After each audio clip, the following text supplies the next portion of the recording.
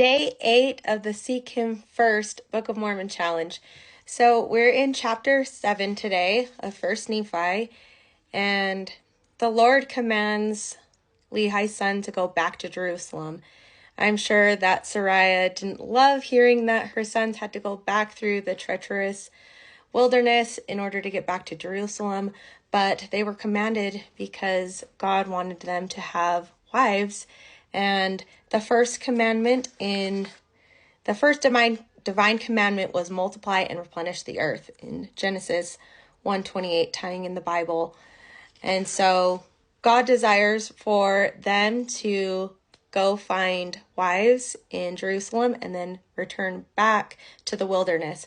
So obviously the journey to and from the wilderness is going to be tough. There's going to be wild beasts, and so it shows, again, the great faith of Lehi and Sariah for allowing their boys to make that treacherous journey again.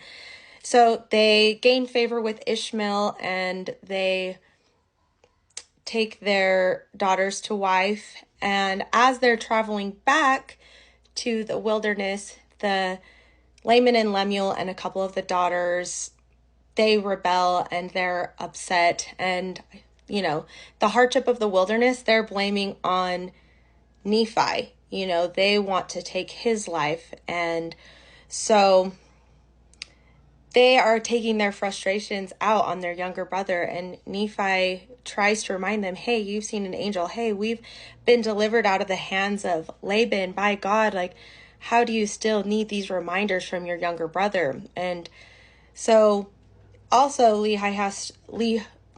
Nephi has to remind them of the destruction of Jerusalem that still inevitably is coming. And he actually mentions the prophet Jeremiah, tying in the Bible again, that there was multiple prophets at that time that talked about the destruction of Jerusalem and it needing to be, and people needing to come unto repentance. So we have the prophet Jeremiah and Lehi.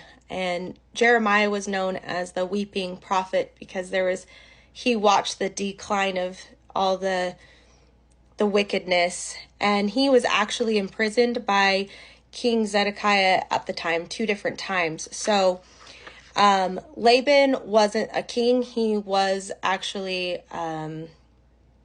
over the military. So he was a military commander, and at the time it was King Zedekiah who was the ruler over Judah.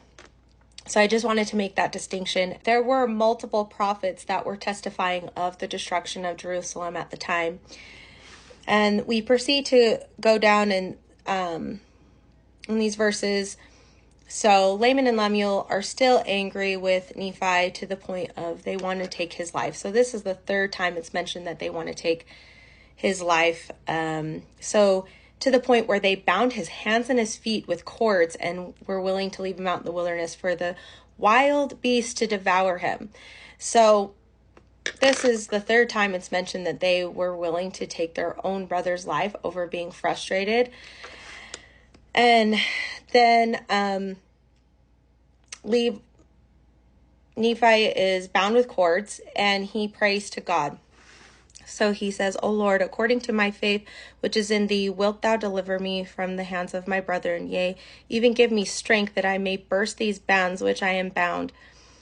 And then after he says the prayer of faith, the bands were loosed from off of his feet. And I stood before my brethren and spake to them again. So Nephi was very brave, and even after his life being taken, he still came and spoke unto them. And the brothers were still very angry and still sought to take away his life, and they had to be talked down off their ledge from the mothers and the sons of Ishmael. The daughters, the son of Ishmael. So once they realized their wickedness, they were sorrowful, and Nephi, he frankly forgave them. But then Nephi asked them, he says, I did exhort them that they would pray unto the Lord their God for forgiveness. So when we hurt our fellow men, we're also offending God. So we can forgive, but they also have to seek forgiveness from God. And I have a little note here that says, Alma 41:10, wickedness never was happiness. So when we are being wicked, it will never lead to a happy outcome.